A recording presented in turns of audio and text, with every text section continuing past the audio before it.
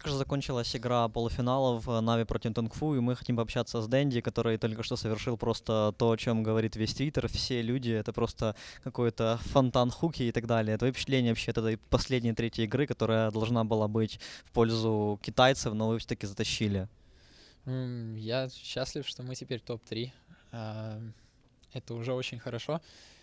Хорошо, что мы не упали в озера, и нам не придется играть Best of 1. А вообще, да, мне жалко Тонгфу так же, как и Тонгфу жалко себя.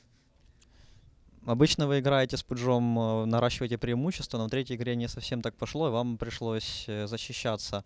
Ты мне говорил до этого, что, в принципе, пудж — такая сейфовая страта, то есть чен пудж можно вот против таких героев, как Гирокоптер, хукать и, в принципе, вот наращивать, то есть возвращать обратно преимущество. Так у вас получилось? Можешь как бы немножко побольше рассказать о этой связке? Ну, вообще, у нас вся игра должна была идти по-другому. Вот. Мы играли очень плохо, делали очень много ошибок и, грубо говоря, отдали уже игру на каком-то моменте, но не учитывая тот факт, что если бы у нас были другие герои, то мы бы, скорее всего, проиграли. А с этими героями, да, был шанс на камбэк постоянный из-за того, что мы могли действительно... Был малюсенький шанс того, что вот пропрется так, и ты кого-то унесешь на фонтан. А вообще задумка пуджа была изначально... То есть мы думали, кого брать во второй фазе, и когда увидели, что враг взял Гирокоптера, для нас стало очевидным, что мы, скорее всего, будем играть пужом, потому что Гирокоптер — это тот кэрри, когда он стоит и наносит дэмэдж всем противникам, он стоит на месте, вот, и его легко очень фонтан хукнуть, ну, то есть по таймингу. А так вообще нереально сложно, ну, вообще сделать против ребят, которые еще понимают, что происходит.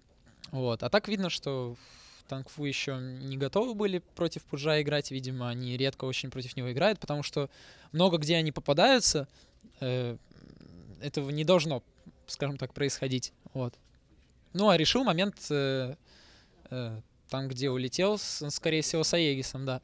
Ну, был один еще перед этим тоже Гирокоптер, когда улетел, когда они пушили нижнюю вышку. То есть любой бы другой герой особо даже бы не решил. Или, допустим, промазал бы, все, они бы сломали низ, у них бы там нереальное преимущество было бы нарощено, они бы дальше, скорее всего, пошли, и нас бы вообще под ноль бы сбрили. А так улетел Гирокоптер. Но это его, опять же, мистейк. То есть встань ты с нужной стороны, где у тебя нет вижена там в лесу, встань ты снизу, там у тебя везде вижен есть, стой себе и ни в чем себе не отказывай. Он встал сверху, подставился, улетел. Так же было, когда он с Аегисом шел. То есть поднимаются они все на реку, Дум вместо того, чтобы бросить Дум на меня, бросает его на Чена. Окей, но Чен перед этим успел на меня повесить телепорт. То есть, а у меня там вообще кого хукать, куда бежать, что делать? Там слева от меня Дум, вверх на меня идет Гирокоптер, тайминг проходит, то есть у меня уже миллисекунды, надо что-то кого-то хукаю, и спереди Гирокоптер, а мог стоять любой другой герой, Крип, что угодно. Мог Рубик это все проследить, они же видели меня, видели, как на мне телепорт идет. Гирокоптер мог и отойти, и стать за кого-то, и Рубик мог меня поднять, что угодно могли сделать. Ну, улетел Гирокоптер, повезло, за счет этого, грубо говоря, мы их остановили после Рошана. Вот. Ну и перевернули игру, потому что Алхимик-то у нас все-таки с монеткой-то фармил. Мы вообще фарм не трогали. Вот так и произошло. Поэтому, с одной стороны, да, Тонгфу заслуживает эту, возможно, победу больше, учитывая то, как мы играли. Но с другой стороны, они сами делали эти ошибки, которые привели их к поражению по итогу. А ты уже видел то, что читал много вещей в Твиттере, там на форумах, то, что многие рассказывают, что вы там зачитили и так далее, это нельзя использовать. Как ты считаешь, вот такая вот связка, механика, она должна, в принципе, быть устранена из игры, или это часть игры, и можно, так, грубо говоря, обузить? Не знаю, как ответить на этот вопрос. Это двухстороннее, опять же. Ну, это нереально сложно прокрутить, если команда против тебя... Ну, еще зависит от пиков, от всего-всего, поэтому... И даже если ты это сделаешь, это все равно тебе игру сразу не выиграет. Тут слишком много факторов. Поэтому я не считаю, в принципе, что это какая-то чересчур имба, но это довольно-таки сильная стратегия.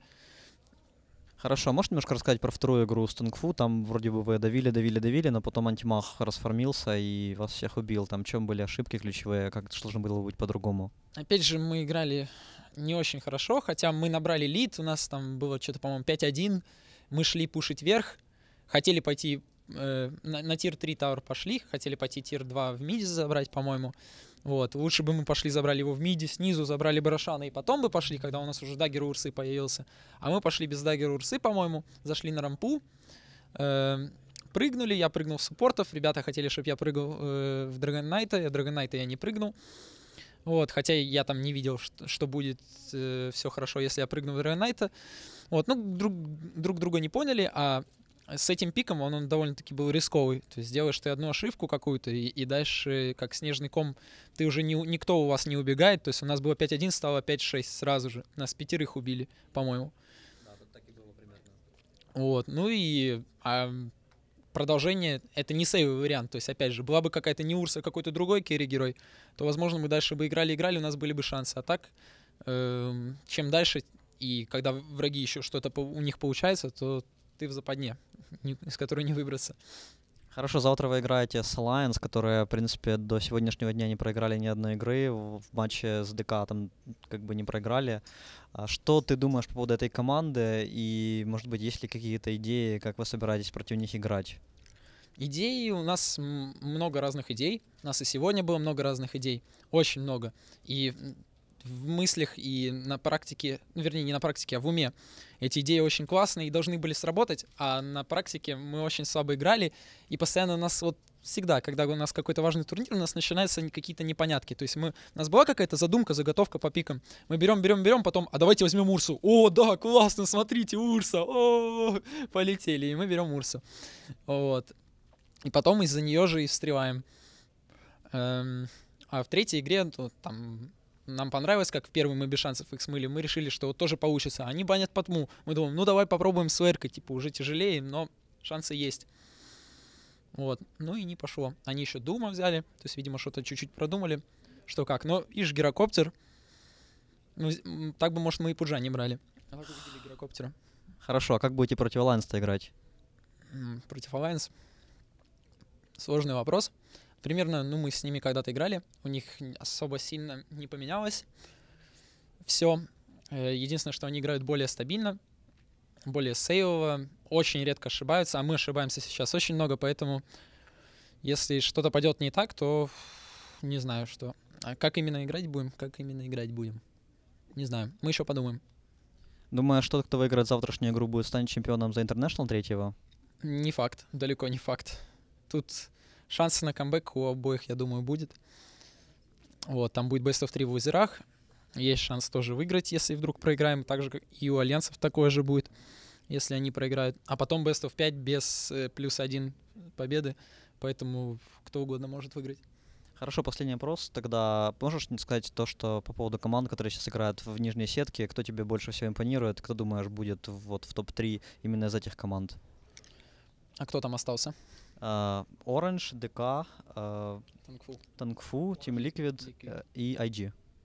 Liquid будет играть с IG, да? Да.